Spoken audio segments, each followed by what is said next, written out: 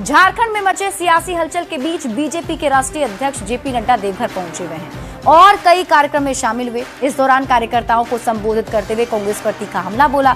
JP Nadda ने कहा कि देश में बीजेपी को अगर छोड़ दें तो सभी पार्टियां वंशवादी। जेपी नड्डा के झारखंड दौरे के सियासी मायने क्या हैं? सबसे पहले आपको रिपोर्ट दिखाते हैं, फिर खबर समझाएंगे।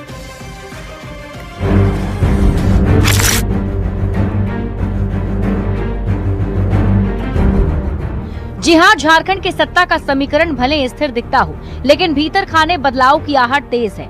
अटकलें लगाई जा रही हैं कि हेमंत सोरेन बीजेपी नेताओं के संपर्क में हैं। इन सभी सियासी हलचलों के बीच बीजेपी के राष्ट्रीय अध्यक्ष जेपी नड्डा भी झारखंड आ गए, जिसने इस अफवाह की आग को और हवा दे दी। 2 दिवसीय देवघर दौरे पर आए बीजेपी के राष्ट्रीय अध्यक्ष जेपी नड्डा ने वंशवाद को लेकर सभी पार्टियों पर जमकर निशाना साधा। देवघर के ठाड़ी दुलमपुर में जिला भाजपा कार्यालय के नवनिर्मित भवन के उद्घाटन के दौरान कार्यकर्ताओं को संबोधित करते हुए उन्होंने राष्ट्रपति द्रौपदी मुर्मू का हवाला देते हुए कहा कि कांग्रेस ने हमेशा उनका मजाक उड़ाकर आदिवासी अस्मिता का अपमान किया है।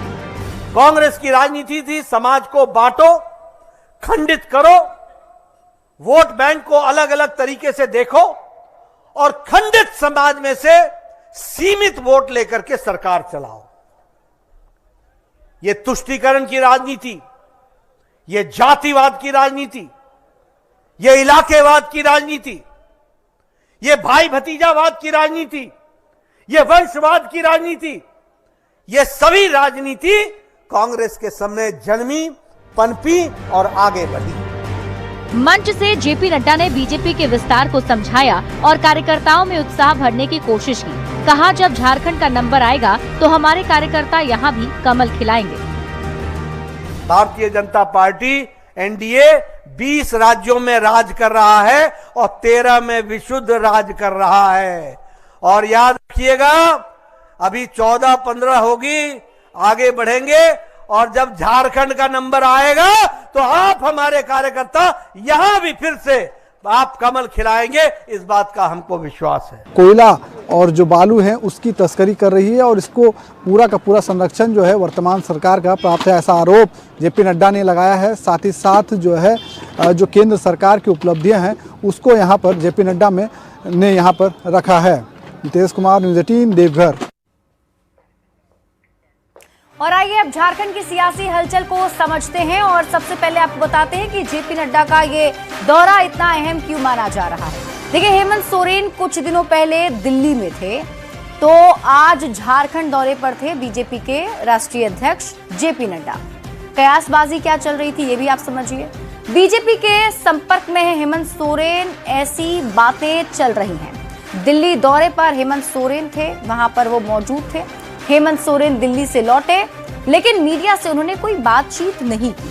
हेमंत सोरेन ने सोशल मीडिया पर भले ही 2 पोस्ट किए, वो पोस्ट भी पहली वाले पोस्ट ही थे।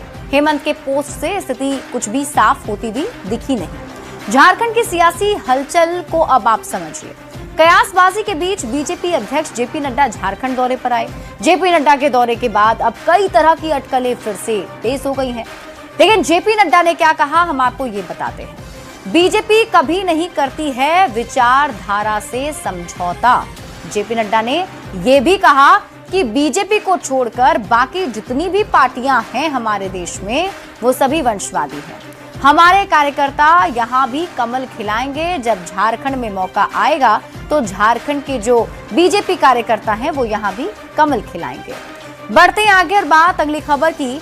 बिहार में नई सरकार नागरिकों की सुविधा और सुरक्षा के लिए लगातार काम कर रही है। गृह मंत्री सम्राट चौधरी ने आज सिटीजन सर्विस पोर्टल लॉन्च कर दिया है। क्या है इस पोर्टल की खासियत, आप भी जानिए।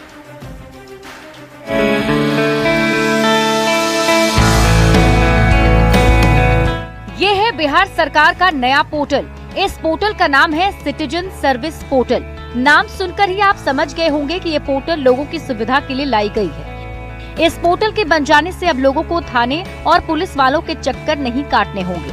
आम लोग सीधे इस पोर्टल के माध्यम से पुलिस सेवा से जुड़ी शिकायत भी कर सकते हैं। कोई भी घर बैठे शिकायत की जानकारी प्राप्त कर सकते हैं। शिकायत मिलने के बाद पुलिस जांच कर FIR भी दर्ज कर सकती है। सिटीजन सर्विस पोर्टल का उद्घाटन गृह मंत्री सम्राट चौधरी ने किया।